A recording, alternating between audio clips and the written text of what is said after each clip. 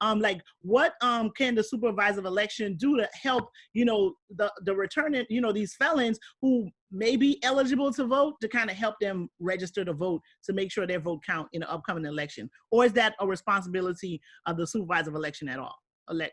Person at all? Yeah, absolutely. It's something that the supervisor of elections needs to be on top of. It needs to help create some clarity, because really what's happening is that what the governor is trying to do is he's just trying to muddy the waters. He's trying to make this confusing so that people just decide to sit it out and decide that it's not worth the trouble to even try to figure out what the rules are. Supervisor of elections needs to be on top of figuring out what exactly the right policy is, what the right legal guidance is to put out there. I've seen this, there's this flow chart that's been circulating around that's coming from the ACLU, and I would support something like that. I believe the ACLU is a very reputable organization, yes. And if their attorneys are putting out this flow chart that helps people understand whether or not, they should feel comfortable voting, I would share that, and I would endorse that and say, yeah, we need to, make sure people know that, hey, this is something that you can go off of. Since I'm not an attorney, I would use the guidance of attorneys to and what information I put out. But what's important is that the people have a supervisor of elections that they trust and that they know isn't trying to trick them or fool them into doing something wrong. I did a TED talk last summer about voter suppression specifically, and talked about, one thing is that Florida has been at the forefront of voter suppression since 1865. Ever since we got to a point where African Americans had the right to vote, there have been measures that were put in place specifically looking for how do we stop African Americans from voting. And a lot of these laws that were put in place, they're not common. These laws aren't the same in other jurisdictions. It's not common in other countries for people who commit a relatively minor crime to lose their right to vote. And it's something that is very unique to the United States. It's something that is unique to Southern states.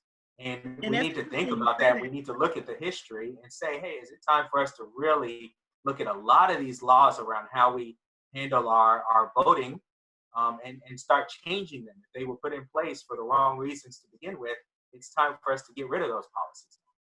That's true, because believe it or not, like you can become a felon if you drive with your license suspended for the third time. That's like a felony conviction, and you can lose your right to vote just for that, right? Luckily, well, I shouldn't say luckily or unluckily, in South Florida, usually a judge wouldn't make you a felon for your third time driving with your license suspended. But in many counties throughout this state, that happens. If you live in some of the, maybe North Central Florida or North Florida or whatever, if you have your third while driving license suspended, some judge can literally send you to prison for that and then take away your right to vote. And most people, when you think of a felony, you're not thinking of that's something that prevented someone from, losing their right to vote, So it definitely, that is a form of voter suppression, to make your third driver while license suspended a felony, but it takes about the fourth DUI, right? So it's just one of those things that a lot of people don't know, but it really is very interesting.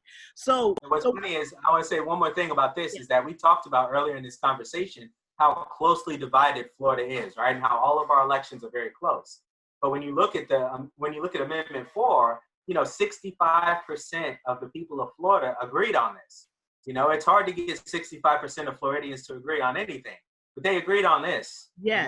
How is our governor and this, this legislature that we have in place right now continuing to fight something that 65% of Floridians agree on? And I think there's and I think it's a misconception with all of that, because for some reason they might have it in their mind that all of these felons are like Black people or poor or people of color or, people that are from underserved communities. And I think that's why they're fighting it. And most people know Desmond Meade as the face of, Amendment 4, but it wasn't only him. There was also a white Republican guy. I can't remember his name. Don't ask me his name, and I don't want to go to lying. That was also a part of that whole thing to get their right to vote. I think he might have had like a financial crime or something like that made him a felon. He couldn't vote. And, there are a lot of poor people. There are, yes. That's the fact.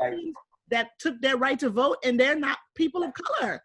Yeah, absolutely. Especially if you just look at the demographics of Florida as a whole, that most of those people are not people of color. That's absolutely true. Right. And I guarantee you a lot of those a lot of those people that are, that are like you said, poor white people, they're voting Republican. So Yes, and they're particularly kind of shooting themselves in the foot too.